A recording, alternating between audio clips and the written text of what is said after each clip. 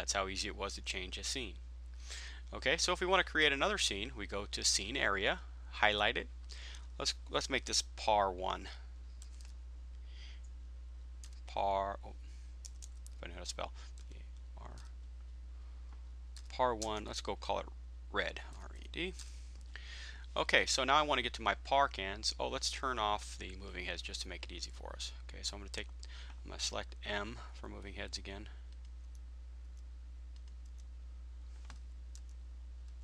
Oh, I'm typing in the scene area. Okay, hit save. Okay, so now we're at par 1 red. So I want to turn off the moving head, so I'm going to hit M, and I'm just going to slide my dimmers down.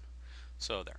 Okay, so now my moving heads are selected, but now I want to select the pars. All I have to do is go to my quick key and hit P, and it selects all 12 of my par cans. You can only see the first 3 here, but if you hit the side arrow, you'll be able to scroll sideways and see, well, if you have them in an order, then you can scroll sideways and see your pars. Okay, and you notice the small letters right here on the side have E, H, J, and P, H, K, O, and P, D, L, L, and P. There's a lot of different quick channels that I'm using for that. But just for an example, I'll show you here in a second. But they're all selected at this time, so I'm going to go ahead and turn my dimmer up. Okay, and then I'm going to turn my turn them open. Okay, now nothing's going to happen until I give you a color, because that's the way pars work. So I'm going to make them red, and all the pars turned on at one time. Okay, now I told you before that I created a quick key for odd and even, and if you notice I have an O on the odd numbers and an E on the even numbers.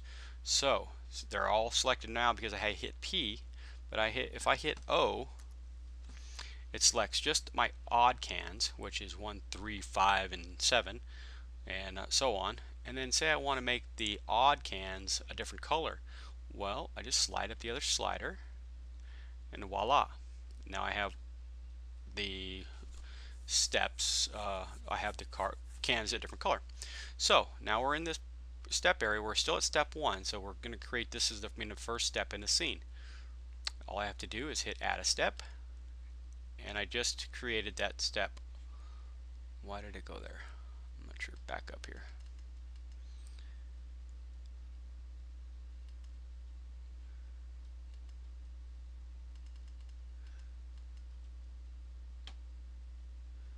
I think I copied the step, but that's okay. Anyway, though, so we have that step here. So next, let's start over because I think I messed up on this one. But that's easy enough because we can always delete a scene later. Let's hit save. We're going to go to, let's create a new scene. Oh, that's what I did. I didn't create an empty scene. This button here, it says create empty scene. I actually created on top of the same scene. So you can start from a scene and add to it if you'd like. So you click the small icon on the side, type the scene in. We want par red.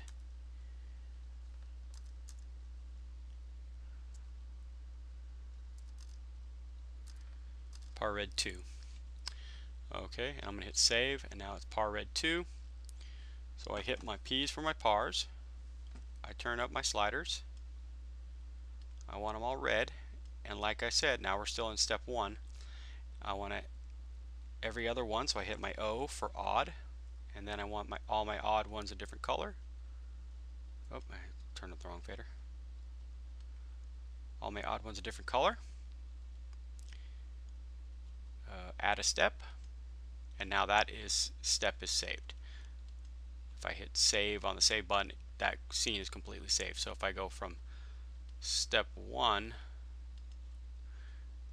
to the colors, and now I want to I want to change that. Say I want to go to a blue color now. Just add a step. Oh wait, we've got to go to step 2.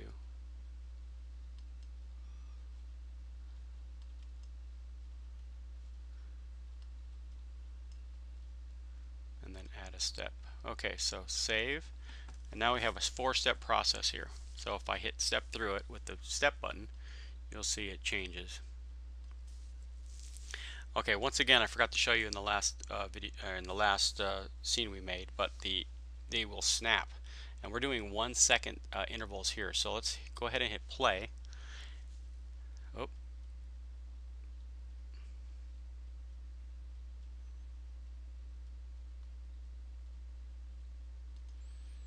and we're gonna stop. Okay, these small little steps here on the bottom, those are, if you hit it, you can see how it has a diagonal. That's a smooth transition, and that's going to get you to fade from one scene to the next. And if you hit that again, it's going to go to a step position. So it's going to step, it's going to snap to the next position. So if depending on what you want to snap, if you just want the movement of your light to snap, you just snap the movements, and if you want your lights to fade, you leave those on a smooth transition. Okay, so that's what these little buttons on the bottom have to do with. Okay, so let's create a new empty scene.